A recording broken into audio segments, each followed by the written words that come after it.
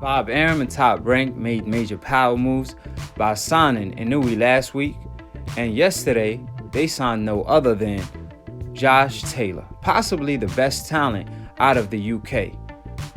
The UK has a lot of great fighters, from AJ to Tyson Fury to Kell Brook, and the list goes on and on and on. However, currently, Josh Taylor, he stands out of the bunch because he could do it all.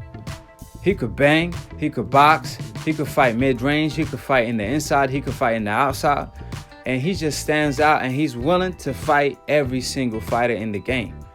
And as soon as I laid my eyes on Josh Taylor, I told y'all he's a special talent.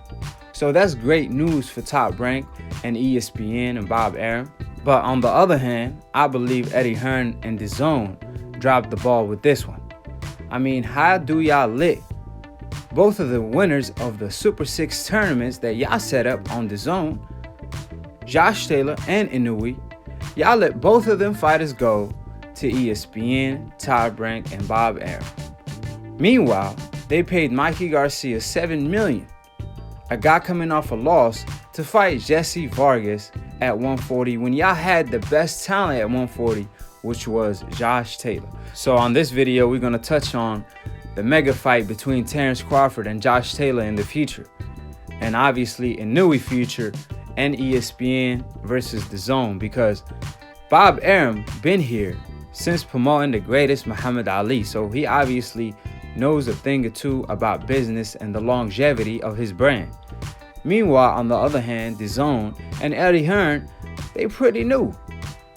And if they keep making business decisions and move the way they are with these YouTube fights, and especially signing fighters like Mikey Garcia for one-fight deals, paying them all this money, meanwhile, they letting their best talent go like Josh Taylor and Inoue that have a bright future, that's not good for the longevity of Dazn and Matchroom. So we're going to talk about it. How y'all doing, ladies and gentlemen? Pieces and blessings upon all my Akhis and all my sisters out there. Welcome to Akhi TV. If you want to be part of the family and you don't no longer want to be a casual fan, you want to become a hardcore boxing fan, then attend the Akhi University for free. All you have to do is subscribe below. If you're trying to get smarter by the minute, if you're trying to get dumber by the second, don't. And listen to these casual fans / old media. So as the PBC and Al Heyman been winning the race in the boxing game, delivering the best fights in 2019 as they have for the past couple years, Bob Arum and Top Rank been keeping up. Obviously, they haven't been competing with Al Heyman. However, they are here to stay, at least longevity-wise. You see Bob Arum making smart business decisions, like signing Tyson Fury so he could eat with Al Heyman, such as keeping Terence Crawford, doing whatever to keep Terence Crawford, because he knows a thing or two about business, and he knows when it comes down to it, he gonna be eating and splitting that pie with Al Heyman when he fights Errol Spence, regardless if it's 60-40 split or 50-50. On the other hand, Dazn and Hearn, I don't think they've been making longevity decisions. They've been trying to capture whatever money they could get their hands on. However, the longevity of Dazn is not looking too great. I see Hearn doing great things for Matchroom by basically signing Usyk, and then now he's trying to give up the WBO strap that AJ currently has to give it to Usyk. So if AJ fights Wilder and Wilder knocks him out and he becomes the undisputed heavyweight champion, Hearn be like, hold up, I have the WBO, you're not the undisputed champion yet.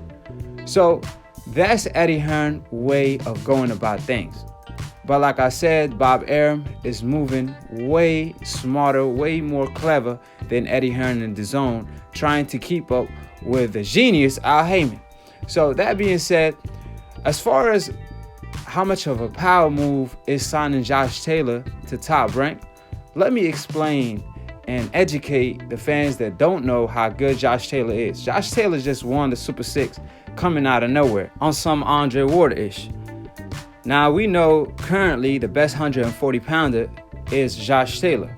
If you didn't join the tournament, then you didn't want no smoke with everybody. So obviously he is the best.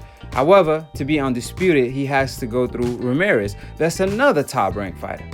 Then, when they establish who's the undisputed 140 pounder, which most likely is going to be Josh Taylor, obviously Josh Taylor going to move up in weight and fight no other than Terence the Bud Crawford, pound for pound number 1, the last undisputed 140 pounder. And that's such a great fight, such a mega fight, and it sets up one of the biggest fights in boxing.